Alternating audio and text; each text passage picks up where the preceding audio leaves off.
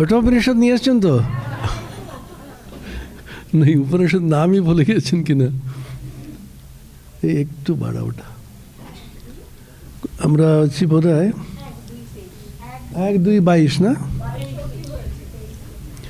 ওম সহনা ভবতু সহনৌ ভুনক্তু সহ বীর্যং করবাবহৈ তেজস্বিনাবধীতমস্তু মা বিদ্বিষাবহৈ।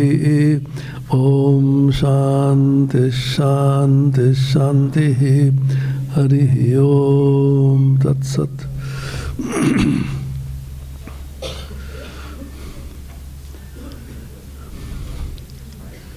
आसीनो दूरं व्रजति शयानो याति सर्वतः।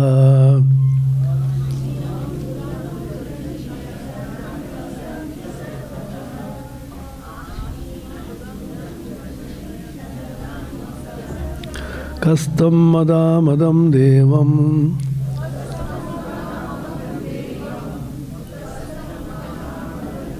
मदन्यो ज्ञातुमर्हति।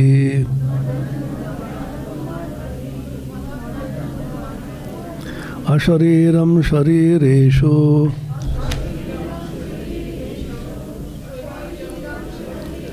अनवस्थेष्वस्थितम्। বই আছে তো নাকি সকলের কাছে? গরমে সকলে ক্লান্ত হয়ে আছে, কিন্তু এসি তো আছে তো। অশরীরম শরীরেষু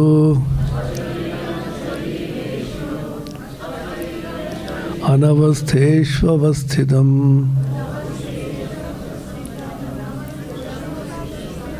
महान्तं विभुमात्मानं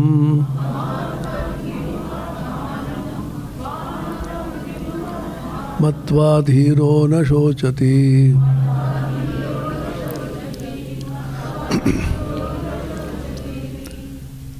আমরা এখানে ব্যাখ্যা করছিলাম আপাত বিরোধ রয়েছে সেরকম বাক্যগুলোকে একসঙ্গে জুড়ে দিয়ে আমাদের যুক্তিবাদী মনকে থামিয়ে দেওয়া। অর্থটা হচ্ছে আমরা যুক্তি দিয়ে সব দেখতে চাইছি, বিবাদ করে তর্ক করে বোঝার চেষ্টা করি সাধারণত। এবং যারা তথাকথিত বুদ্ধিজীবী আমাদের আছে বঙ্গদেশে, ওটা খুব অত্যন্ত বিখ্যাত। এখানে একটু কম কম দেখছি, আগে ছিল অনেক বেশি। এটা চাপা দাড়ি থাকবে, এটা ঝোলা থাকবে, হাওয়াই চপ্পল পরে ওরা সকলকে নিন্দা করে বেড়াবে ওরা। কারণ বুদ্ধি বেশি তো, সেজন্য বলতে হবে বিশ্বাস করাটা একেবারে কুসংস্কার। সমস্ত পৃথিবীকে কুসংস্কার মুক্ত করার জন্য এমন একটি অভিযান ওরা ভগবান ওদের স্কন্ধে দিয়েছেন, সেটাকে পূরণ করতে না পেরে অস্থির হয়ে যায় ওরা। ওরকম অনেকের আছে। এখন বুদ্ধি দিয়ে সবগুলো দেখা যায় কি না? আর্টিফিশিয়াল ইন্টেলিজেন্স বলে একটা বস্তু আপনারা নিশ্চয়ই জানেন, AI বলে ওটা। সেটা যখন শুরু হলো, এটা নিয়ে বিশাল একটা তর্ক হয়েছিল। আর্টিফিশিয়াল ইন্টেলিজেন্সটা কি? এটা মেশিনকে বারবার বুঝিয়ে বুঝিয়ে বুঝিয়ে এটা প্রোগ্রাম করিয়ে দেওয়া। আপনি অনেকগুলো তথ্য দিয়ে দিলেন একে, প্রচণ্ড গতিবেগটা বেশি, প্রচণ্ড স্পিডে করতে পারবে। That's all. আর তো বিশেষ কিছু ওর কোনো বুদ্ধি নেই। আমরা যেগুলোকে করতে পারি 1 ঘন্টায়, ও করবে 1 সেকেন্ডে করবে। ওই রকম এই ওর তৈরি করা আছে। তাতে লোকে অবাক করে দেখছে, আমরা যেমনটি দিয়েছি তেমনটি বলছে, নতুন তো কিছু বলছে না ও। মানুষ যেমন উদ্ভাবনী শক্তি আছে, অনেকগুলো তথ্যকে নিয়ে নিজে নিজে আবিষ্কার করতে পারে, সে তো নিজে নিজে কিছু করতে পারে না। যেমনটি ওকে বোঝানো হয়েছে তেমনটি ও বলবে। এবং সমস্তগুলোকে নিয়ে যে কোনো জিনিসকে চট করে কিন্তু সংগ্রহ করে পরিবেশন করতে পারে আর সাধারণ করতে পারে, যদি না ও মস্তিষ্কের মধ্যে দেওয়া থাকে। গুগলে, ইন্টারনেটে যেগুলো দেওয়া থাকে সেগুলো সমস্ত নিয়ে এখন করছে। এখন সর্বত্র এক্সপেরিমেন্ট চলছে এখন। যেমন স্বামী বিবেকানন্দের সম্পূর্ণ সাহিত্য সমগ্র সবগুলো দেওয়া হয়েছে। স্বামীজির সম্বন্ধে যা প্রশ্ন করবেন সে সঙ্গে সঙ্গে উত্তর দিয়ে দেবে। এখন তো সংস্কৃতে বলে, আমরা তো চ্যাট জিপিটি যেটা আছে, সেটা সংস্কৃতে আপনি যদি বলেন সত্যম জ্ঞানম অনন্তম ব্রহ্ম ইতি তৈত্রীয় উপনিষৎসু বর্ততে তদ বর্ণ্যতাম।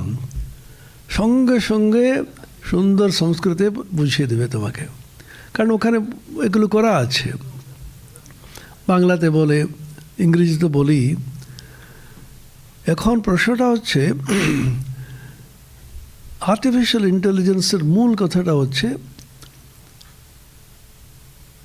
আমাদের মস্তিষ্ক, মানুষের মস্তিষ্ক বলছি আমি, অন্য প্রাণী সম্বন্ধে আমরা জানি না খুব একটা। মানুষের মস্তিষ্ক যুক্তিসঙ্গতভাবে চিন্তা করছে কি করছে না, এটাকে বলে algorithmic thinking.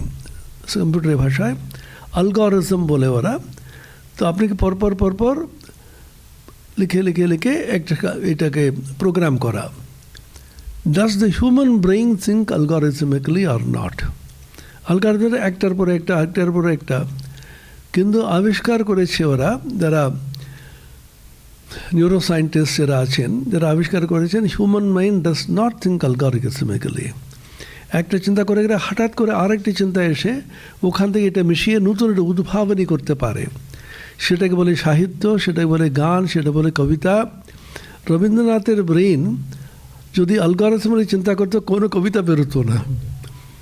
Human brain does not think algorithmically, সেই জন্য artificial intelligence ultimately will not succeed. এটা নিয়ে খুব তর্ক বিতর্ক হয়েছে। বর্তমানে কিন্তু প্রচণ্ডভাবে প্রভাবিত করেছে স্পিডের জন্য, আর কিচ্ছু না। মানুষ যেই সময়ে করতে পারে তার চেয়ে অনেক অনেক গতিবেগে করতে পারবে ও। এখন বর্তমান যুগটা হচ্ছে স্পিডের যুগ, স্পিড টেস্ট। আমাদের সময় ইংরেজিতে বিশেষ করে সফট স্কিলস যেটা আছে গান, তারপরে বিভিন্ন রকম কবিতা আবৃত্তি ইত্যাদি, অথবা বিজ্ঞানেও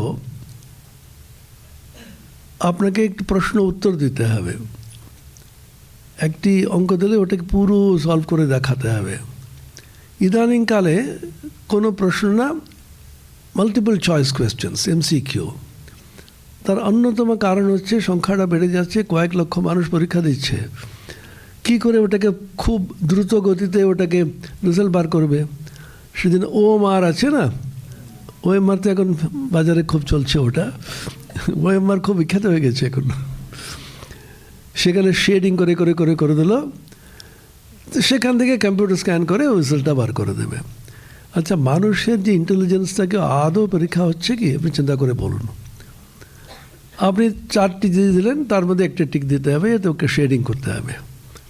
সেখান থেকে ও বুঝে লিখছে না বুঝে লিখছে, নেগেটিভ মার্কিং থাকবে, তোমার শাস্তি হবে ইত্যাদি একসময় ছিল। আর আবার নেগেটিভ মার্কিংটা তুলে দাও। তুমি 100টার মধ্যে যদি আন্দাজে 50টা তাতেও তো বেরিয়ে যেতে পারো। তোমার লাক যদি থাকে, ঈশ্বরের কৃপা যদি থাকে, এটা লিখেও গেল। তুমি বুঝে করেছো কি না করো নেই, সেটা কোনো দিন কিন্তু নির্ধারণ করা যাবে না। যার জন্য বড় বড় পরীক্ষা দেয় IIT FIIT ইত্যাদি, কোচিং একটা আছে। কোটাতে তো সবসময় দড়িটা, অনেকগুলো দড়ি রাখা থাকে। অত ছেলে নষ্ট হচ্ছে। তোমাকে একটা একরকম করে করে যান্ত্রিকভাবে করে করে করে তৈরি করে দেবে। এই অঙ্ক হলে এরকম করতে, এরকম হলে এরকম করতে হবে। তার বোঝা টোঝা কিছু প্রয়োজন নেই। পরবর্তীকালে গবেষণা করতে যাচ্ছে, রিসার্চে সম্পূর্ণভাবে নিষ্ফল হয়ে যায় ওরা। বিশাল বিশাল কম্পিটিটিভ পরীক্ষা যেটা বলে, প্রতিযোগিতামূলক যে পরীক্ষা, তাতে একেবারে উচ্চ শ্রেণীতে যারা আসে তারা সাধারণত জীবনে কিন্তু খুব নিষ্ফল হয়। আর স্বাধীন চিন্তা করা, মুক্ত চিন্তা করা, গবেষণা করা একেবারে ওদের পারে না। IIT থেকে যারা ছেলেমেয়েরা বেরোচ্ছে, অসম্ভব মেধাবী আমরা মনে করি যারা, ওরা গবেষণাতে একদম কিছু করতে যাই না ওখানে। IIT পড়ার পরে সাধারণত মেধাবী ছাত্রছাত্রীরা কোথায় জানেন তো? IIM ম্যানেজমেন্টে যায়।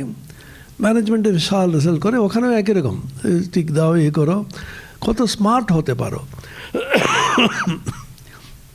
এখন স্মার্টনেস অ্যান্ড স্পিড, তুমি বুঝে বলো কিনা চট করে বলে দিতে হবে, ভুল হোক যাই হোক। কিন্তু স্মার্টনেস টেস্ট, তার সঙ্গে ইন্টেলিজেন্সের কোনো সম্পর্ক নেই, তার সঙ্গে গভীর চিন্তার কোনো অবকাশে নেই। চট করে তুমি 1 সেকেন্ডের মধ্যে না বললে চলে গেল ওটা। ক্রিকেট যখন খেলা হতো আমাদের সময় দেখেছি টেকনিক অত্যন্ত গুরুত্বপূর্ণ ছিল। গ্যারি সোবার্স থেকে শুরু করে আমরা যে প্লেয়ার্সদের দেখেছি একেবারে নিখুঁত টেকনিক। ওটা নিয়ে আবার একটা বই ব্র্যাডম্যান তো আমরা দেখিনি, কিন্তু অনেক গল্প শুনেছি। এখন টেকনিক ফেলে দুমদাম করে মারো, তুমি 20 বারের মধ্যে কতটা মারতে পারো, দবাস দবাস করে মারতে থাকো, কোথায় লাগলে তো লাগলো, ক্যাট হলে তো হলো। সেই জন্য সমস্ত সূক্ষ্ম যে স্কিল যেটা যে পুরো নষ্ট। বর্তমান যুগে এটা চলছে। কিন্তু রান্না, মায়েরা জানেন রান্নাটাও এত সূক্ষ্ম একটি কলা, কীভাবে কোনটা করলে। এখন কিচ্ছু না, আজকে কী খাবেন এটা ফোন করে দিন, সঙ্গে সঙ্গে এসে গেল আপনার কাছে। জোম্যাটো, অমোটো ইত্যাদি আছে না।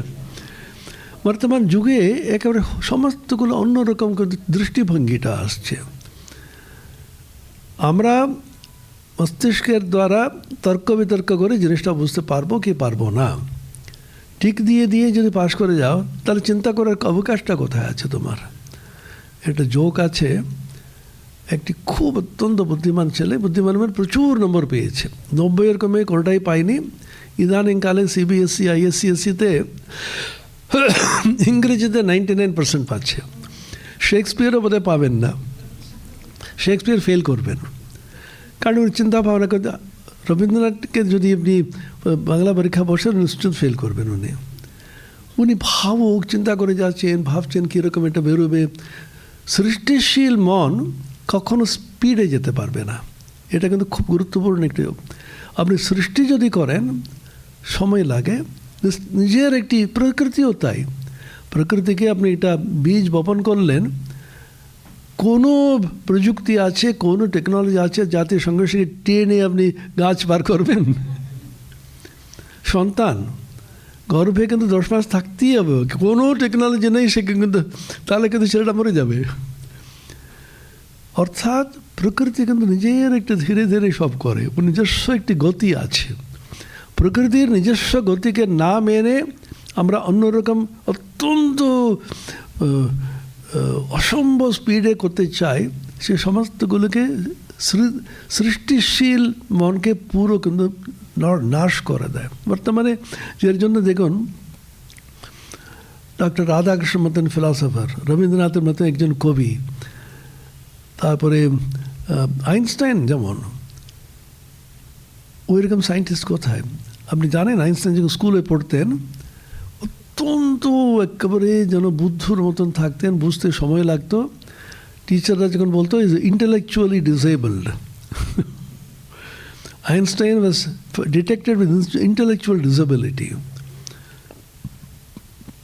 কারণ একটা জিনিস নিয়ে গভীরভাবে ভাবতে ভাবতে ভাবতে আপনারা কিন্তু তাড়াতাড়ি কিছু করতে পারবেন না। আপনার ছেলে মেয়েদেরও দেখবেন অনর্থক ওদের চাপ দেবেন না, তাড়াতাড়ি করো, এই করো, এত বোকার মতো বসে আছে, স্মার্ট হও, কখনো বলবেন না।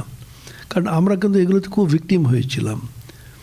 আমরা বুঝতে পারিনি, কেউ কেউ আছে খুব স্লো, কেউ ওদের নিজের গতিতে যেতে চান, চাপ সৃষ্টি করে।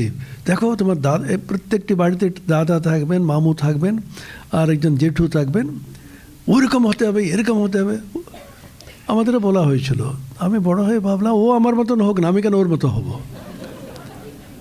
কেউ কারোর মতন হতে পারবে না, এটা প্রকৃতির নিয়ম। Every particle in the universe is unique. প্রত্যেকটি মাছি, প্রত্যেকটি মশা, প্রত্যেকটি পিঁপড়ে, প্রত্যেকটি গাছপালা, প্রত্যেকটি ইউনিক। কেউ অন্যরকম হতে পারে না, ওদের নিজের মতন করতে দেন।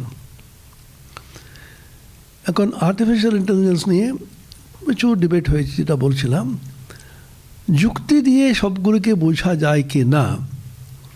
শেষ পর্যন্ত যুক্তি দিয়ে একটা স্তর পর্যন্ত যেতে পারো। যুক্তি তোমাকে আমাকে সৃষ্টিশীল মন দিয়ে যেগুলো নতুন নতুন উদ্ভাবনা হচ্ছে সেটা যুক্তি দিয়ে বোঝা যায় না। যেটা ইনটিউশন যেটা বলে না, যেটাকে আমরা প্রজ্ঞা বলি, ধী বলি, মেধা বলি, সেইগুলো হচ্ছে বুদ্ধির স্তরের ঊর্ধ্বে। এটা মস্তিষ্ক প্রসূত বুদ্ধির স্তরের ঊর্ধ্বে।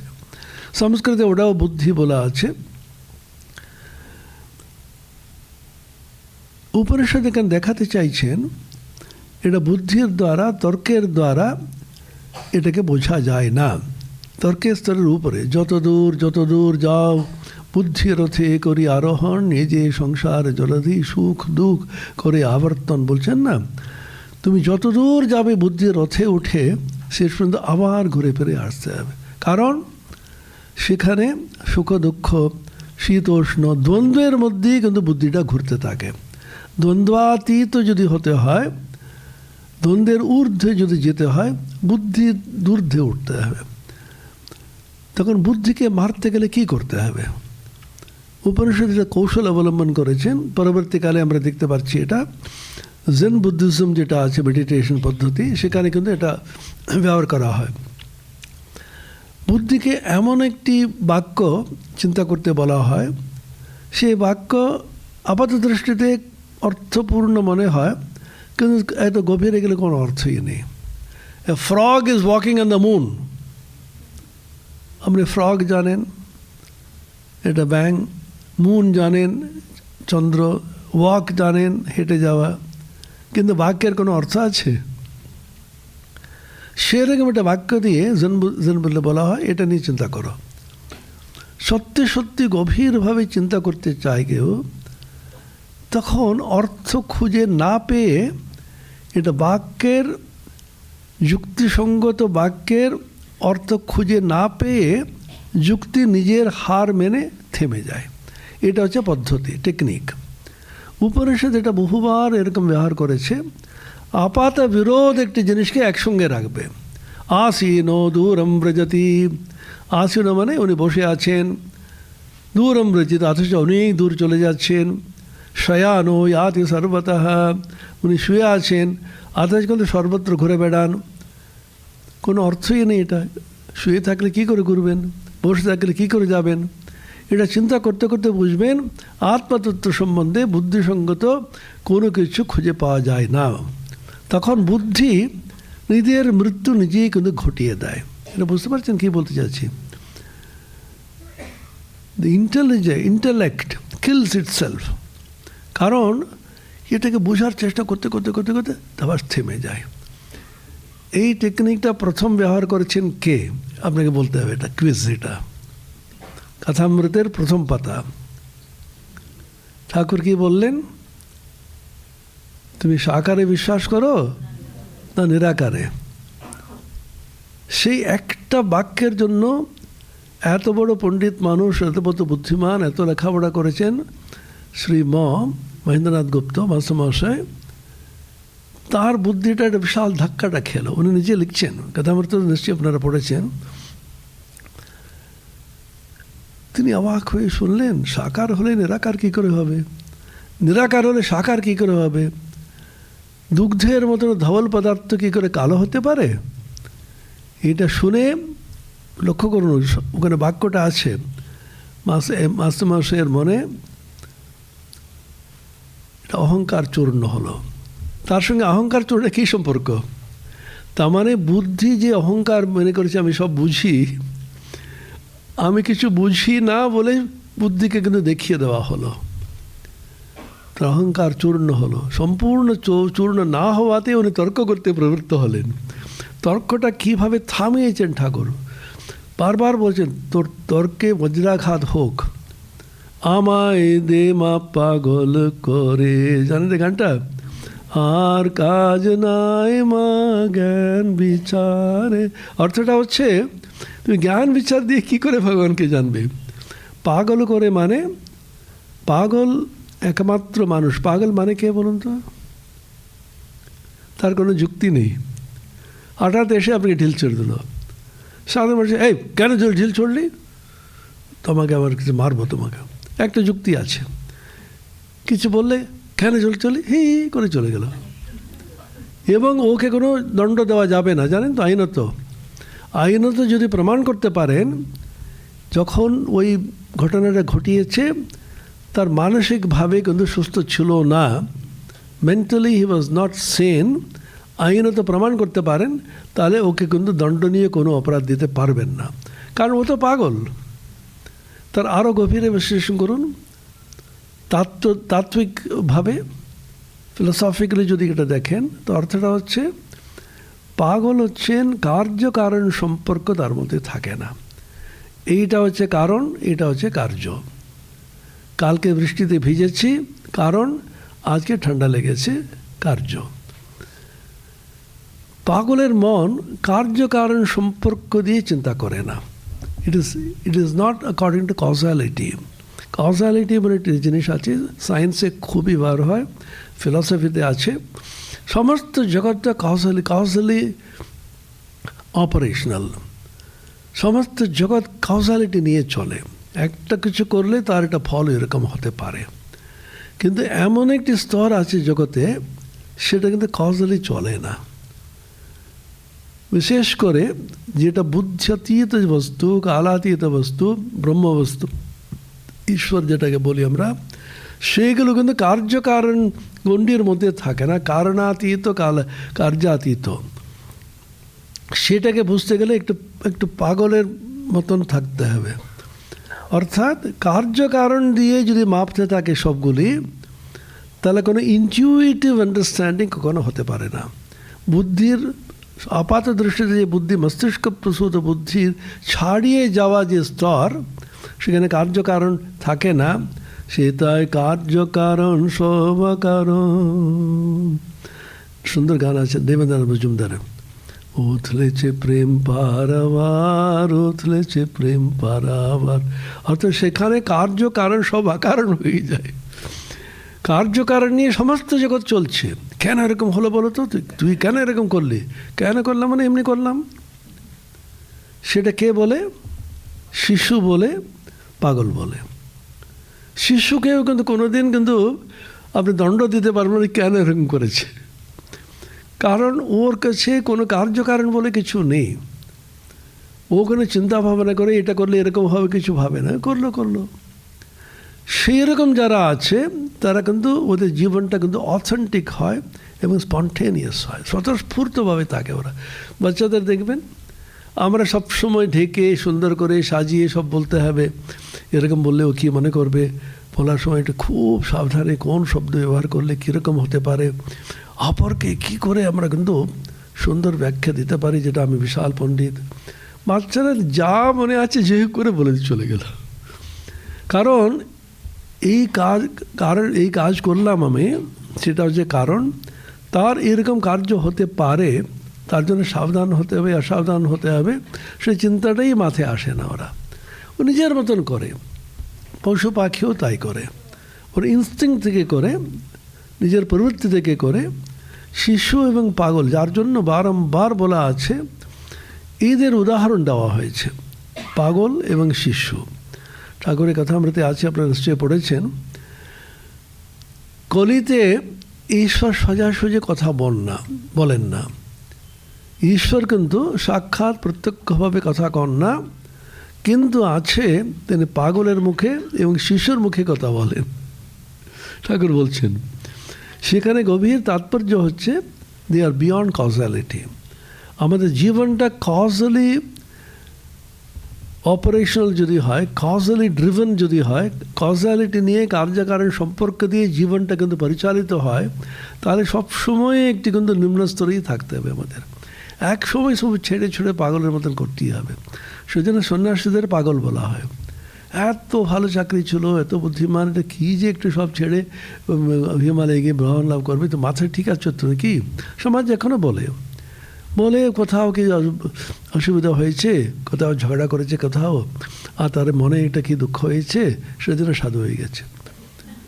সাধারণত যারা কেউ আছে একটু পাগলের মতন, ওই কয়েকটা পাগল আছে বলে জগৎ কিন্তু এখনও কিন্তু সুস্থ আছে। রবীন্দ্রনাথের কবিতা পড়েছেন কি না, পাগল বলে একটা কবিতা আছে, যদি না পড়ে থাকেন আজকে গিয়ে দেখো, অবশ্য ইন্টারনেটে সব পাওয়া যায়। এত অসাধারণ একটা কবিতা। উনি বলছেন অনেক লোক সঙ্গে সঙ্গে থাকি আমি, এত বুদ্ধিমান, এত বিখ্যাত, আমি না হয় একটু পাগল হয়ে থাকি না, কি আছে? এত বুদ্ধিমানের সঙ্গে থেকে আমি ক্লান্ত হয়ে গেছি, আমি কয়েকটা পাগলের সঙ্গে থাকতে চাই। রবীন্দ্রনাথ দুটি আছে, মাতাল বলে একটা কবিতা আছে, পাগল বলে একটা কবিতা আছে। দুজনেই কিন্তু কজালিটির ঊর্ধ্বে। যার জন্য ঠাকুর উদাহরণ যখন দিচ্ছেন, পাগলের উদাহরণ দিচ্ছেন আর মাতালের উদাহরণ দিচ্ছেন। আর বলছেন আমি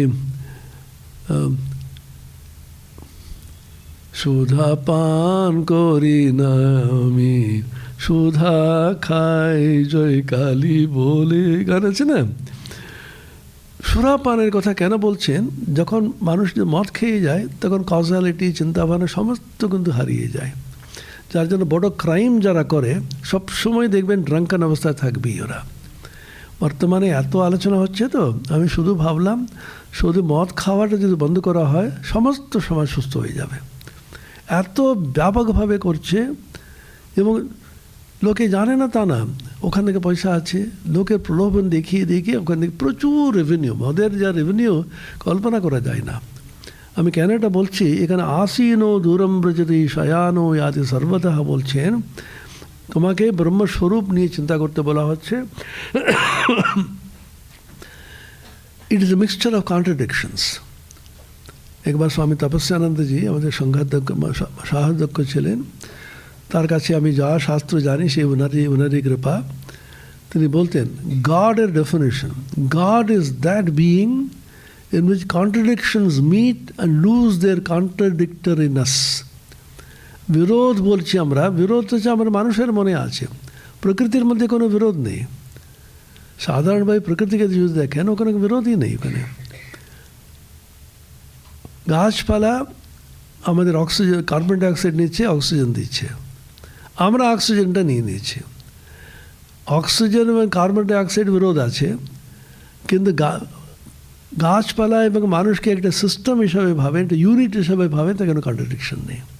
সেজন্য আমাদের পূর্বপুরুষেরা বলেছিলেন সবগুলোতে একটা সম্পূর্ণ অখণ্ড একটা ইউনিট হিসাবে ভাবো, যে মুহূর্তে খণ্ডিত করবে তার মধ্যে কন্ট্রাডিকশন আসবে। সেজন্য এটা গুরুত্বপূর্ণ একটি কথা বলছেন, আত্মার সম্বন্ধে চিন্তা করতে গেলে সমস্ত কন্ট্রাডিকশন নিয়ে মনকে কিন্তু প্রথমে যুক্তিসঙ্গত মন, যুক্তিবাদী মনকে প্রথমে একেবারে চাটি মেরে বসিয়ে রাখছে, যুক্তিটা প্রথমে বাদ দাও। সেই জন্য ঠাকুর বারবার বলছেন, তোমার তর্কে বজ্রাঘাত, তর্কের মাধ্যমে ওকে জানতে পারবে। বড় বড় বিজ্ঞানীরাও ওরা তর্ক করে কোনোটাই বার করেনি। সবচেয়ে বিখ্যাত আমাদের শ্রীনিবাস রামানুজন, ম্যাথমেটিক্যাল জিনিয়াস, উনি হঠাৎ হঠাৎ কী লিখছেন থিওরাম, কী অর্থ, কীভাবে আসছে, হার্ডই জিজ্ঞাসা করলো, কেমব্রিজে নিয়ে গেলেন, তো রামানুজন এগুলো প্রমাণ কি? স্যার প্রমাণ আমি তো দেখতে পাচ্ছি এগুলো ঠিক আছে। প্রত্যক্ষভাবে যদি দেখেন তাহলে প্রমাণ লাগে না। আমি কালীকে, ঈশ্বরকে দেখতে পারছি তোমাকে যেমন দেখছি, তার চেয়ে গভীরভাবে দেখছি। ঠাকুরের উক্তি জানেন তো, আমি দেখতে পারছি তো প্রমাণ কি? আপনারা বসে আছেন এখানে, এতগুলো বসে আছেন তো নাকি? প্রমাণ ভিডিও দেখাতে হবে নাকি? প্রমাণটা হচ্ছে বসে আছেন, এটাই প্রমাণ। আমি এখানে বসে আছি তো প্রমাণ, প্রমাণটা হচ্ছে আমি বসে আছি। তার অর্থ কী হলো? প্রত্যক্ষ যেটা অনুভূতি হয় তখন প্রমাণ লাগে না, দেখতে পাচ্ছে তো লোকে। সেজন্য বলছে প্রত্যক্ষ অনুভূতি, বলছে যেহেতু প্রত্যক্ষ মানে কি ইন্দ্রিয়গত অনুভূতি হতে পারে, সেজন্য অতীন্দ্রিয় প্রত্যক্ষকে এটা অপরোক্ষ কথাটা বলেছে ওরা। অপরোক্ষ অনুভূতি মানে অতীন্দ্রিয় প্রত্যক্ষ, অতীন্দ্রিয় যোগজ প্রত্যক্ষ বলেছেন উনি। এখন বলছেন মদামদম দেবম, মদ আমদ, তার মানে কন্ট্রাডিকশন, আপাত বিরোধী, সেটা আমি ছাড়া কে জানতে পারছে বলছেন যমরাজ বলছেন। অর্থাৎ যে কিন্তু কার্যকারণ ঊর্ধ্বে চলে গেছে, অ্যানালিসিসের ঊর্ধ্বে গেলেই তখন সিনথেসিসটা হবে। যখন কেটে কেটে কেটে জগৎকে দেখেন আপনি, তখন বিজ্ঞানী সব কাটতে থাকে, সেজন্য রসটাই হারিয়ে ফেলে। সেজন্য বলে না, ফলটাকে বেশি কাটতে নেই, ওটা গোটা খেয়ে নিতে হবে, অনেকে বলে না। কেটে কেটে করলে যত কাটবে রক্ত বেরোবে, আর কিচ্ছু হবে না। সেজন্য বলছে যে কোনো মুক্তি, যে কোনো কথা সেগুলো বেশি কাটবে না, বেশি অ্যানালাইসিস করবে না, ভিতর থেকে অনুভব করো। তুমি একটা সুন্দর গান শুনলেন, গান শুনে কীরকম দাঁড়ান, গানের কী সুর, কী রাগ, কী তাল, ওখানে কী হতে হবে, এখানে কোমল নিয়ে না একটু এ করতে করতে গানটাই কিন্তু রসটাই চলে গেল আপনার। এডিংটন বলে একটা বিখ্যাত বিজ্ঞানী ছিলেন, আইনস্টাইনের সমসাময়িক, উনি অ্যাস্ট্রোফিজিসিস্ট ছিলেন, আর্থার এডিংটন। তার একটা সুন্দর বই আছে, বহু পুরোনো বই, the nature of the physical world বলে। সেখানে একদম শেষ অধ্যায়ে উনি রিলিজন অ্যান্ড সায়েন্স নিয়ে এটা শুনলেন, মিস্টিসিজম অ্যান্ড সায়েন্স। সেখানে বলছেন কোনো কোনো বস্তু আছে সেটা কিন্তু অনুভূতির মাধ্যমে কিন্তু জানা যায়, মস্তিষ্ক প্রসূত তর্কাতর্কের মধ্যে হবে না। উনি একটা উদাহরণ দিচ্ছেন। কে ওইজন জোক, এটা বলে জোক বুঝেন তো, JOKE, বাংলাতে হাস্য কৌতুক বলে ওটাকে। জোক না, চন্দ্রবিন্দু না। স্বামী স্মরণানন্দের একটা সুন্দর একটি জোক ছিল। মায়াবতীতে ছিলেন দীর্ঘদিন উনি। মায়াবতীতে বর্ষাকালে প্রচুর জোক আসতো, লিচ বলে না ইংরেজিতে।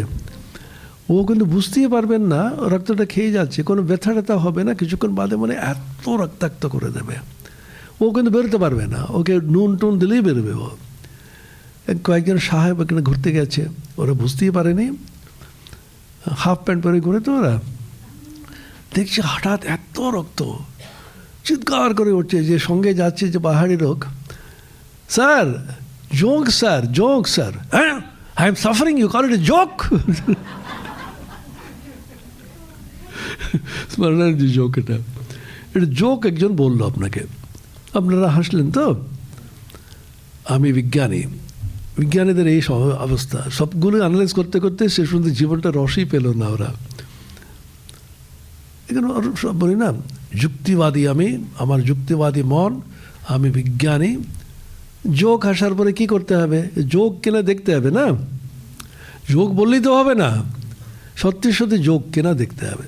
জোক মানে কি, সবগুলো বলো এরকম এরকম থাকতে হবে, এই থাকলে হবে। যেমন যারা কোয়ালিটেটিভ অ্যানালিসিস করেছেন কেমিস্ট্রি ল্যাবে, ওরা জানেন পটাশিয়াম নাইট্রেট দিল, তখন ওটাকে সব করতে হবে, অ্যানালাইজ করতে হবে কোয়ালিটেটিভলি, এটা নাইট্রেট কেনা, এটা ওটা বিভিন্ন রকম পরীক্ষা আছে। একজন বলল সবচেয়ে সহজভাবে এ সল্টকে চেনার উপায় কি জানো? একেবারে সহজ। কেন? ল্যাবে অ্যাসিস্ট্যান্ট যে আছে না, তুমি কি সল্ট আছে বলে দিলে 50 টাকা তোমাকে দিয়ে দেবো। ছেলেমেয়ে তাই করে। এখন জোক মানে কি আমাকে অ্যানালাইজ করতে হবে, এই ক্যারেক্টারিস্টিক্স অফ এ জোক 1 2 3 4 10টা আছে। জোক বলেছ, দাঁড়াও আমি যুক্তিবাদী মন, আমি বিজ্ঞানসম্মত চিন্তা করব, 1 2 এটা আছে, ঠিক 10টা ঠিক দিয়ে এখন সত্যি সত্যি প্রমাণিত হলে এটা জোক, তারপরে হাসতে হবে তো। জোকটাকে অ্যানালাইজ করতে করতে করতে জোকের জোকত্বরেই চলে গেল, হাসিটাই আর পেল না। The reaction to a joke should come spontaneously, naturally, not analytically but synthetically. ঠিক সেরকম ঈশ্বর অনুভূতি, ভালোবাসা, এইগুলোকে কিন্তু অ্যানালাইজ করা যাবে না। প্রেম, ভালোবাসা, এটাকে অ্যানালাইজ করা যাবে না। কবিতার মাধ্যমে এটা উপলব্ধি করে অনেকে। দাঁড়াও, ভালোবাসা মানে কি, 1 2 3 4 করতে থাকো, ইতিমধ্যে ভালোবাসাটাই চলে গেল। সেই জন্য এখানে বারবার বলছেন এগুলো উপলব্ধির ব্যাপার, এটা বুদ্ধি দিয়ে, তোমার যুক্তি দিয়ে জানা যাবে না। অশরীরম শরীরেষু, সমস্ত শরীরের মধ্যে তিনি অশরীরী রূপে আছেন। অনবস্থেষু অবস্থিতম, বিভিন্ন দেহে অশরীর রূপে বর্তমান, অনিত্য বস্তুর মধ্যে নিত্য রূপে বিরাজমান। অনিত্য বস্তুর মধ্যে নিত্য বস্তুর রূপে বিরাজন করতেই হবে কি? সমস্ত জগতে কিন্তু অনিত্য, তো সমস্ত পরিবর্তন হচ্ছে। আমাদের শরীর, আমাদের মন, চন্দ্র সূর্য সব ঘুরে যাচ্ছে, সমস্ত পরিবর্তনশীল। এর মধ্যে অপরিবর্তনশীল একটা বস্তু কোথাও দেখতে পাচ্ছি কি আমরা?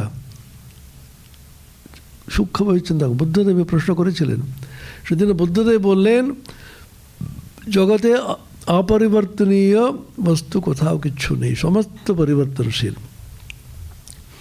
এটা ফিলসফিতে এবং সায়েন্সে খুব বড় প্রশ্ন। which is more fundamental, change or constancy? অপরিবর্তনীয়তা কি মৌলিক অথবা পরিবর্তনটা মৌলিক? আমরা দেখতে পাচ্ছি সব পরিবর্তন। এই পরিবর্তন মধ্যে অপরিবর্তনশীল একটা বস্তু আছে, উপনিষদ বললে তো হবে না, আমরা বুঝবো কী করে? দেখতে পাচ্ছি না তো, কি যুক্তি হতে পারে? আমরা ভগবান ঈশ্বর যেটা বললেন তার সংজ্ঞাটা কি, ডেফিনেশন? তিনি নিত্য বস্তু, তিনি অপরিবর্তনশীল, তিনি শাশ্বত।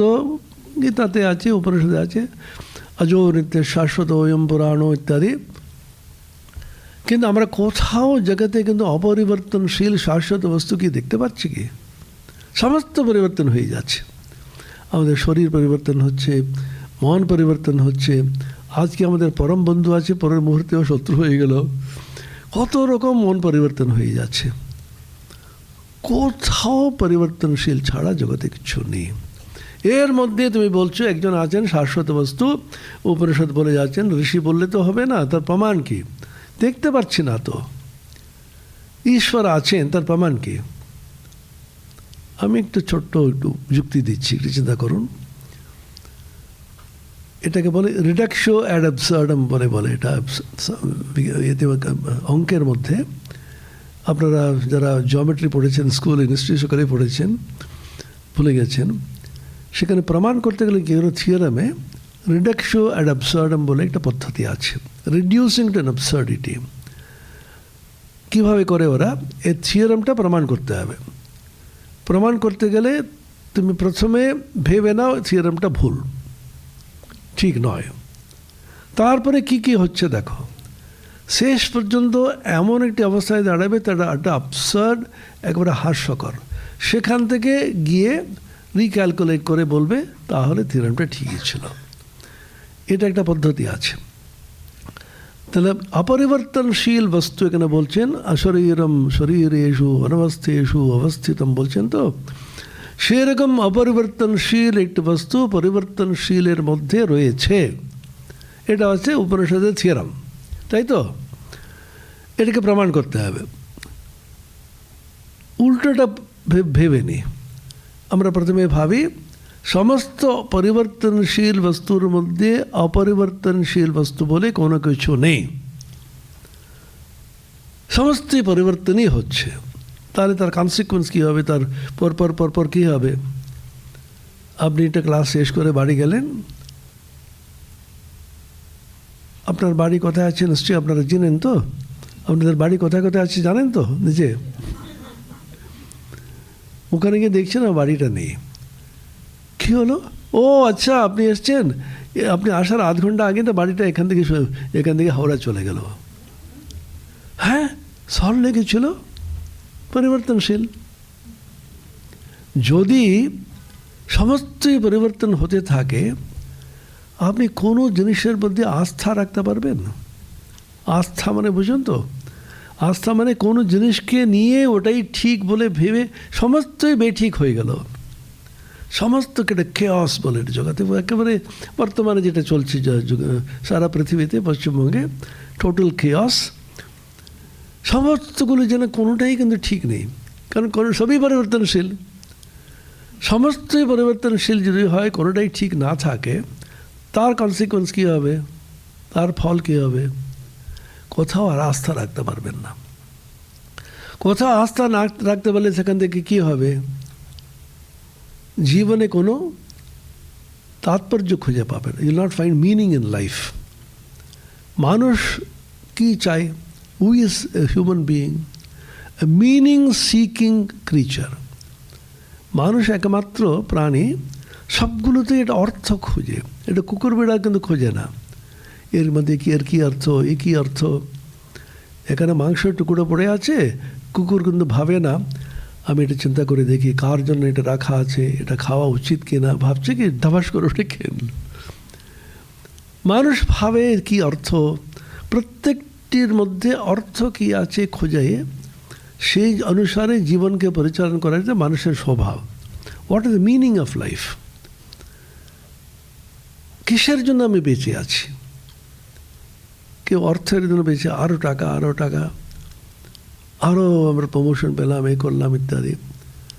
শেষ পর্যন্ত ওতেও কিন্তু পেয়ে কোনো লাভ নেই, দুঃখটা যাচ্ছে না। আরও পদবি, আরও পাওয়ার, আরও এই পরের বার আমাকে আসতেই হবে জিতে ইলেকশন। ঠিক আছে, তাতে অন্তত বেঁচে আছে। এটা দৃঢ় সংকল্পের দ্বারাই তো মানুষ বেঁচে আছে। তাতে হলো না হলো, একটা কোনো আস্থা চাই।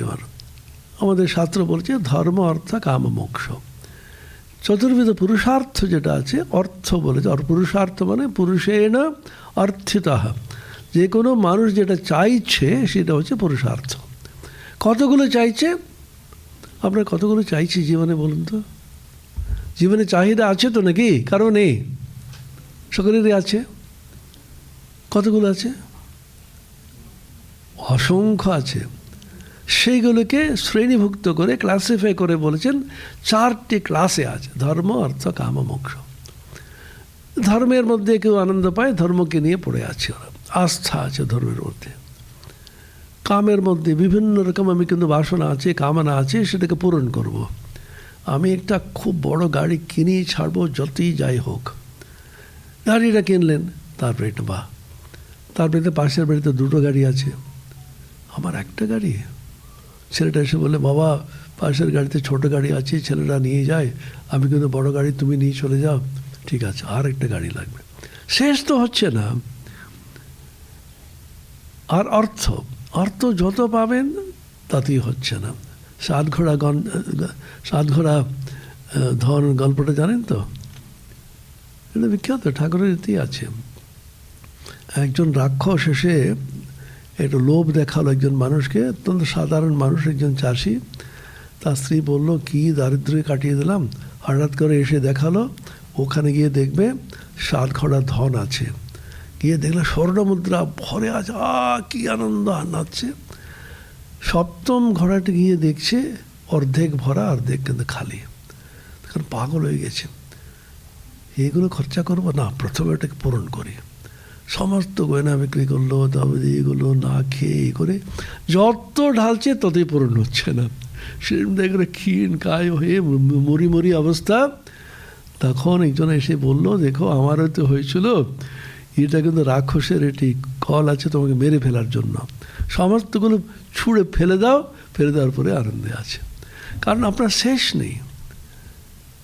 এখন মানুষ কোনো অর্থ নিয়ে বেঁচে আছে। আপনি গভীরভাবে চিন্তা করুন। প্রত্যেকটি আমরা মনে করছি ঈশ্বর লাভ করাই জীবনের উদ্দেশ্য। ঠাকুর বলেছেন সেজন্য ঈশ্বর লাভ করতেই হবে, কারণ অন্যদের সব দেখা হয়ে গেছে। নিজে কষ্ট পালেও না পেলেও, নিজে অনুভূতি না হলেও অন্যদের দেখে শেখা যায়। দেখে শেখা আর ঠেকে শেখা বলে না, সমস্ত জগৎকে দেখা আছে। যত বড় লোকের হওয়া দুঃখটা আছে, দুঃখ বেশি করে আছে। এত শরীর খারাপ, এত মোটা হয়ে যাচ্ছি, এত রকমের রোগ আছে, তুমি 180 কিলোমিটার হাঁটো, তুমি তাতে তোমার ঠিক হবে। দেখো আজকের কালকের কাগজে, কারণ এত টাকা এত রোগ দিলেন কেন ভগবান ওকে? সেটা যত টাকা হয় ওটা কিছু করতে পারবে না ওটা। সেজন্য মানুষ একটা কোনো বিশ্বাস, একটা কোনো আস্থা নিয়ে থাকে। সমস্তই পরিবর্তনশীল যদি হতো, তাহলে মানুষ কিসের উপরে আস্থা রাখবে? যার উপরে আস্থা রাখলেন সে এবার পরিবর্তন হয়ে গেল। আপনার স্ত্রী, পুত্র, বন্ধু বান্ধব, আপনার পদবী, আপনার যে বিভিন্ন রকমের পদ, সমস্তগুলো পরিবর্তন হয়ে যাচ্ছে। কোনোটাই আস্থা না থাকলে তাহলে কি হয়? মনে করুন একজন মানুষ জগতে কোনোটাই ওর আস্থা নেই, he does not find meaning in anything, তাকে কি বলে? পাগল। পাগল মানে কে বলুন তো? কোনোটাই ভাল লাগে না ওর, হয় গলায় দড়ি দেবে অথবা পাগল হয়ে যাবে। কিছুই কিন্তু ওর উপরে আস্থা নেই। সেজন্য বলে কোনোটাই এটা আস্থা নিয়ে থাকো তুমি। অপরিবর্তনশীল বস্তু আদৌ না থাকতো জগতে, পরিবর্তনশীলতার মধ্যে, তাহলে মানুষ কিন্তু জীবনটা বৃথা, জীবনে কোনো মূল্য নেই, জীবনে কোনো মানে নেই, শেষ পর্যন্ত পাগল হয়ে যাবে অথবা আত্মহত্যা করবে। কেউ যদি বলে তাতে দোষ নেই, করবো, তুমি করো বাবা, আমি করতে চাইছি না, একটা কোনো আস্থা রাখো। সেই জন্য এখানে বলছেন এগুলো অত্যন্ত যুক্তিসঙ্গত কথা। অনবস্থেষু অবস্থিতম, যার অনিত্য বস্তুর মধ্যে একটা নিত্য বস্তু, নিত্য নিত্যানাম চেতনাশ্চেতনানাম একো বহুনাম ও বিদধাতি কামান। পরে বলবেন এটা, মহান্তম বিভুমাত্মানম মত্বা ধীরো ন শোচতি। মহান্তম, বিশাল, মহান, ইনফিনিটের কথা বলছেন। কেন? যে কোনো ফাইনাইট বস্তু যেটা সীমা রয়েছে, সসীম কোনো বস্তু কখনো আনন্দদায়ক হতে পারে না। চিন্তা করুন, আপনার টাকা আছে, কিছুক্ষণের মধ্যে টাকা ফুরিয়ে গেল। খাবার আছে, কত খাবেন আপনি, কিছুক্ষণের মধ্যে খাবারটা ফুরিয়ে গেল, আর ইচ্ছা করে না। সসীম বস্তুর মধ্যে কখনো চির আনন্দ হতে পারে না। যার জন্য উপনিষদ বলছেন, ছান্দোগ্য উপনিষদে বলছেন, ইয়ত ভূমা বাই তৎ সুখম না অল্পে সুখম অস্তি। ইনফিনিটের মধ্যেই কিন্তু আনন্দ সুখ, ফাইনাইট জিনিস কখনো তো আনন্দদায়ক হতে পারে না। ফাইনাইট বলতে দেশ এবং কালের গণ্ডির মধ্যে সীমিত, conditioned by time and space. মত্বা এটাকে জেনে কি করবেন, আত্মসাক্ষাৎ করিয়া ধীমান ব্যক্তি, ধী সম্পন্ন, যার উচ্চতর বুদ্ধি অনুভূতি জাগরণ হয়েছে, না শোচতি, শোকের পারে চলে যাচ্ছে। শোকটা কাউকে ছাড়ছে না জগতে। উপনিষদের বাক্য, ছান্দোগ্য উপনিষদের গল্প একটা আছে। নারদ অসাধারণ পণ্ডিত লোক, কত পড়েছেন কোনো ঠিক নেই, কিন্তু দুঃখটা যাচ্ছে না। বলছে কী যেন ভিতরে করে করে খাচ্ছে আমাকে। আপনি দেখবেন নিজে নিজে কোনো কোনো সময় ভাববেন বিশেষ কোনো কারণ নেই, পরিবার ভালো আছে, সকলে সুন্দর আছে, শেষ পর্যন্ত কোনো খুঁজে পাবেন না কোনো কারণ দুঃখ পাবার, অথচ ভিতর থেকে কোনোটাই ভালো লাগে না। নিশ্চয়ই কিছু না কিছু অনুভূতি আপনাদের সকলে হয়েছে। এটা কী যে করবো, আমার একদম ভালো লাগছে না। কি হয়েছে মা, তোমার তো ভালোই তো ছেলে, না সবই ঠিক আছে, কিন্তু কি করবো বুঝছি না। এটা বলে এক্সিস্টেন্সিয়াল সরো বলা হয়। এটা এক্সিস্টেন্সিয়াল বলতে এটা বুদ্ধদেবের এসেছিল। বুদ্ধদেবের কী অভাব ছিল, সমস্তই ছিল, কিন্তু জগতে এত দুঃখ কেন দেখলেন তো, পুরো নিজে ইন্টারনালাইজ করলেন এবং জানতে চাইলেন দুঃখের কোনো উৎসটা কি, দুঃখের নিবৃত্তির কোনো উপায় আছে কি না। এটাকে বলে এক্সিস্টেন্সিয়াল বলতে, এক্সিস্টেন্সিয়ালিজম বলে একটা ফিলসফি, কিরকেগার্ড আর নিয়েজে ইত্যাদি আছে। ওরা শেষ পর্যন্ত বললো জগতের কোনো কিচ্ছু কারণ নেই, কিছুই পাওয়ার কিছু নেই। এক্সিস্টেন্স মানে অস্তিত্ব, অস্তিত্বগত দুঃখ। আমি আছি, বেঁচে আছি, তা সেটাই দুঃখের কারণ হয়ে আছে। I am just am, that itself is a cause of sorrow. আমার কারণ কি, আমার শরীর, আমার মন সবই সীমিত, আমার ভালো লাগছে না, সীমিত জীবন। আমাদের ভিতর থেকে একটি প্রেরণা আসে, অসীমের অনন্তের মধ্যে ধাবিত হওয়ার একটি প্রেরণা। রবীন্দ্রনাথের কবিতাগুলো যারা পড়েছেন, নিশ্চয়ই পড়েছেন আপনারা, কি অসাধারণ ব্যঞ্জনা ওনার কবিতার মধ্যে। সসীমের মধ্যে অসীম যেন উঁকি মারছে, আর সসীমকে কিন্তু উড়িয়ে দেওয়া যাবে না, আমরা সসীমের মধ্যেই রয়েছি, কিন্তু অসীম একটা ভিতরে আমাদের বস্তু আছে, ইনফিনিট একটা আছে, আবদ্ধ হয়ে আছে ফাইনাইটের মধ্যে। কিন্তু ওই ইনফিনিট কিছুতেই শান্তি পাচ্ছে না, এখান থেকে বেরোতে হবে। কোথায় থাকছেন আপনি? সল্টলেক। আপনি তো এতে ছিলেন না হোরাতে, না আর ভালো লাগছে না, বাড়ি কিনেছি নিউটনে সল্টলেকে। কেন? আপনি একটা ছোট্ট গন্ডি বাড়ি ছিল আর বড় বাড়িতে এসছেন, বাড়ির পরিবর্তন করলেন। এই কলকাতায় আর থাকা যাবে না, এই তো অশান্তি, আমি চলে গেলাম বম্বেতে, ওখানে অশান্তি, ওখানে চলে গেলাম আর দিল্লিতে, ওখানে অশান্তি। আপনি শহর পরিবর্তন করতে পারেন, বাড়ি পরিবর্তন করতে পারলেন, এই শরীরটা না আর ভালো লাগছে না, আর একটা শরীর নিয়ে নেব। পারবেন? অবশ্যই পারবেন, যদি জীবন মুক্ত হয়ে যান।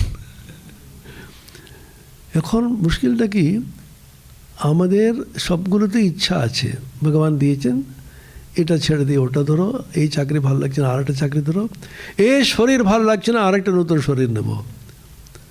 এটা বলে ইচ্ছা মৃত্যু। ইচ্ছা মৃত্যু পেয়েছিলেন স্বামী বিবেকানন্দ নিজে, বললেন যা এই শরীরটা ছেড়ে দিই, ভালো লাগছে না।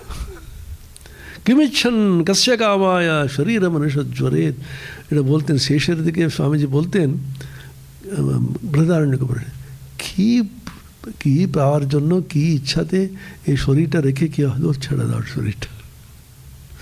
আমি অনেক সময় ভাবি এই শরীর থেকে কিন্তু এটা ঝাঁপ দিয়ে বাইরে যাওয়া যাবে না? কীভাবে আবদ্ধ হয়ে বসে আছি দেখুন না। আমরা যেখানেই যাচ্ছি শরীর সঙ্গে সঙ্গে আসছে, মহা মুশকিল। তুমি চুপ করো তো, আমি এটা একা যাব। না না, আমি তো সঙ্গে যাব। এবারে কোথায় গিয়েছিলেন? আমি এটা গিয়েছিলাম নৈনিতালে, খুব ঘুরে টুরে এলাম। কে সঙ্গে? আমি একাই গেলাম। তোমার শরীরটা সঙ্গে ছিল তো? বলে পাগল মনে করবে। You have no choice. এটাকে বলে এক্সিস্টেন্সিয়াল। তুমি যেহেতু শরীর রয়েছে, কোনো উপায় নেই। শরীরগত যত সরো, যত দুঃখ তোমাকে পেতেই হবে। এক্সিস্টেন্সিয়াল সরো বলে এটাকে। নারদ গিয়ে বলছেন, শোচা, আমি খুব দুঃখে আছি, প্রচণ্ড শোকে গ্রস্ত হয়ে আছি। তখন বলছেন, কি করা যাবে বলো তো? এত পড়েছি, প্রচুর বই পড়েছি, যারা সবচেয়ে শোক ওদেরই থাকবে। আমি বাড়িতে দেখতাম, আপনারা তো আরও বেশি জানে, বয়স্ক যারা জানেন, বাড়িতে বা একেবারে স্কুলেও যায়নি। আমাদের দিদিমারা যখন ছিলেন, স্কুলে যাওয়ার সুবিধাও পাননি, কোনোদিন মেয়েদের পড়ানোও হতো না, কোনোদিন স্কুল দেখেনি। আমি দেখি অনেক গ্রামের মহিলাদের দেখেছি, কি তৃপ্তি, কি শান্তি, ঈশ্বরে বিশ্বাস। এটা কিছু স্তোত্র পাঠ করবেন, এটা কিছু পুজো পাঠ করবেন, চোখে মুখে কি আনন্দ। আর নাতিনারা সে বিভিন্ন রকম ছোটাছুটি করে সাগরে, মা ভালো লাগছে না, করে দেখো বাবা, জগতে কি সান্ত্বনা দেয়। জগতে এরকমই, এর মধ্যে চলতে হবে, ঈশ্বরে বিশ্বাস করো, তিনি ঠিকই করবেন। কোনো দিন দুঃখ দেখিনি ওদের। দুঃখের মূল কারণটা কি বলুন তো? পড়াশোনা। আমরা কিন্তু পড়ে স্কুল, কলেজ, ইউনিভার্সিটি, পিএইচডি, অমুক তমুক পোস্ট ডক্টর করে দুঃখ আর যাচ্ছে না। আবার প্রতিযোগিতা, ও কিন্তু বেশি হয়ে গেছে, আমি কম, ওর মেনেটা বেশি, আমার মেনেটা কম। ও 4টি পেপার করেছে, আমি কিন্তু 3টি পেপার করেছি।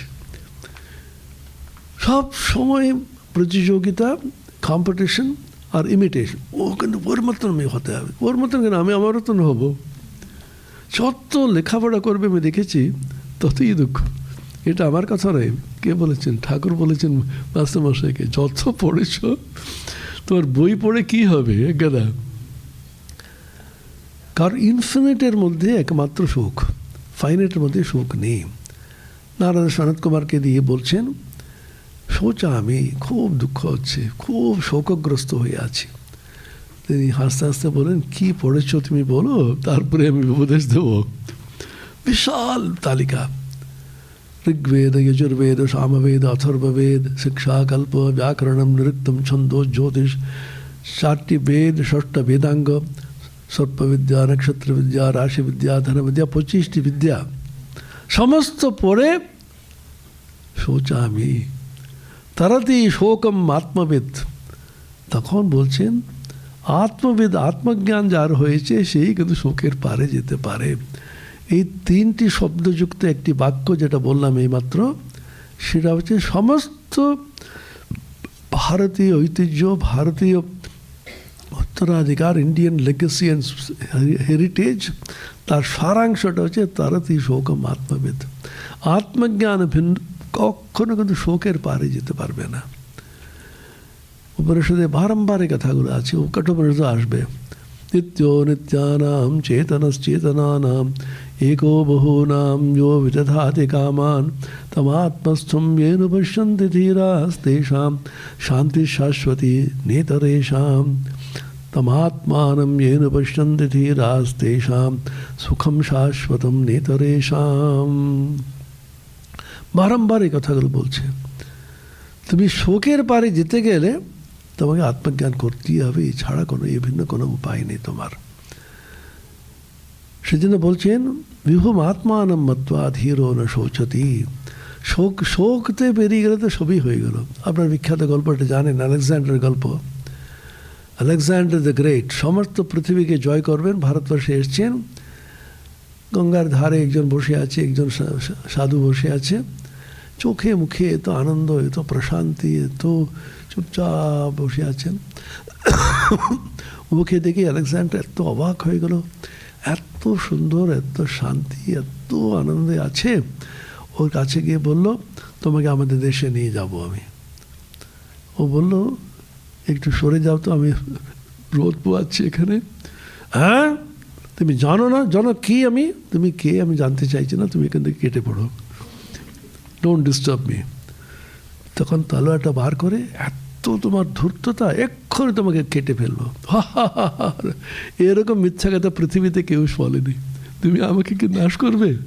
আমি তো অবিনাশী নিত্যশুদ্ধ মুক্ত আত্মস্বরূপ, আমার শরীরকে মারো, মারো না, কি আছে। স্বামী বিবেকানন্দ এটা বলছেন, এটাই যে ভারতবর্ষ। এত ভিতরে দৃঢ়তা আসে, শোকের পারে চলে যাচ্ছে না, মৃত্যুয়া ধীর ন শোচতি। তারপরে যেটা বলেছিলাম আমি, নায়মাত্মা বল প্রবচনে ন লভ্য न मेधया न बहुना श्रुतेन यमेवैष वृणुते तेन लभ्यः तस्यैष आत्मा विवृणुते तनुं स्वाम। এখানে বলছেন আত্মা প্রবচনের দ্বারা কিন্তু জানা যাবে না। আমি বসে বসে এখানে প্রবচন দিয়ে যাচ্ছি, আপনি শুনে যাচ্ছেন, এতদিন হিস্ট্রি কালচারে ক্লাস করেছি মানে আত্মজ্ঞান হয়ে যাবে তা নয়। আমি যখন প্রথম এখানে হিস্ট্রি কালচার ক্লাস নিতে এসেছি, ওই 25 বছর 30 বছর আগে, লোকেশ্বরজি ছিলেন তখন, একজন বয়স্ক মহিলা এলেন, ও আপনি তো খুব অল্প বয়সী সাধু দেখতে পাচ্ছি, কি আর করা যাবে, বয়সটা বাড়ছে না। তখন উনি এসে বললেন, আপনার ক্লাসে একটু যাওয়া, অবশ্যই যে কোনো মানুষ তো আসতে পারে। আসলে জানেন তো, আমি 35 বছর ধরে হিস্ট্রি কালচারে ক্লাস করছি। রসারুড়ে ছিল তখন থেকে ওঙ্কারানন্দের কাছে। বাবা, আপনি এত পুরনো, কেন আমার ক্লাসে কেন আসছেন? দেখতে চাচ্ছি আপনি কতটা কি জানেন, কতটা কি করতে পারেন। ঠিক আছে, এটা পরীক্ষা করে দেখবেন আর কি। আমরাও তো কম না, স্বামীজির চেলা তো। তখন বললাম, বাবা এত উপনিষদ, হ্যাঁ কত উপনিষদ করেছি, একটা দুটো বলুন তো কি উপনিষদ পড়ছেন। আসলে কি জানেন তো, একটাও বলতে পারলেন। আমি বললাম কাঠো উপনিষদ। ঠিক ঠিক ঠিক, কেন কেন উপনিষদ। এই হচ্ছে অবস্থা আমাদের। না আপনাদের বলছি না, অনেক প্রবচন, কেউ কেউ আছে সব প্রবচন শুনতে থাকবে, লেকচার শুনবে, এ করবে, ইউটিউবে শুনবে, অমুক করবে। তুমি যতই যাই করো বাপু, অন্তরে কিন্তু তুমি হৃদয়ঙ্গম করেছো না কিছু না। মেধায়া প্রচুর তীক্ষ্ণ মেধা আছে, আর বিশ্লেষণ করে এ করে ন্যায় সিদ্ধান্ত নিয়ে এমনভাবে বুঝিয়ে দেবে, সমস্ত শুনে শেষ পর্যন্ত যা কনফিউশন ছিল বেড়ে গেল। চৈতন্য মহাপ্রভু জীবনে জানেন তো ঘটনাটা, মহাপ্রভুকে কে ভাগবতে কি বোঝাচ্ছেন, অনেকক্ষণ বোঝার পরে বলছে, দেখুন আপনাকে বোঝাতে পারছি না আমি। তখন মহাপ্রভু এসে বললেন, আমি মূল গ্রন্থটা বুঝতে পারছি, আপনার ব্যাখ্যাটা বুঝতে পারছি না। এমনভাবে বুঝিয়ে দেব, যেটুকু জানে সেও কিন্তু কনফিউশন হয়ে যাবে। তো বহুনা শ্রুতে না, শ্রুতে মানে অনেক শুনতে থাকে। ইউটিউবের জন্য বলেছেন বোধ হয়, তখন ইউটিউব ছিল না। এক গাদা ইউটিউব লেকচারও হবে না, এসে কালচার ক্লাস করলেও হবে না, আমাকে বলছেন প্রবচনের দ্বারাও হবে না। তাহলে কিভাবে হবে? এইসব ব্রুণতে তেন লভ্যা। দুরকম ব্যাখ্যা আছে।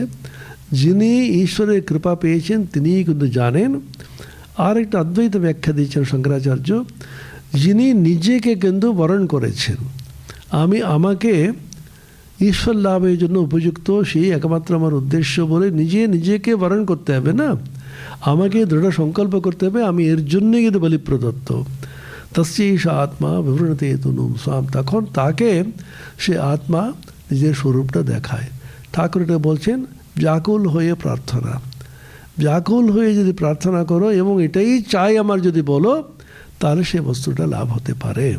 পরে এটা বিস্তৃত ব্যাখ্যা দরকার আছে। ওম শান্তি শান্তি শান্তি। হরি ওম তৎসৎ। শ্রীরামকৃষ্ণার্পণমস্তু।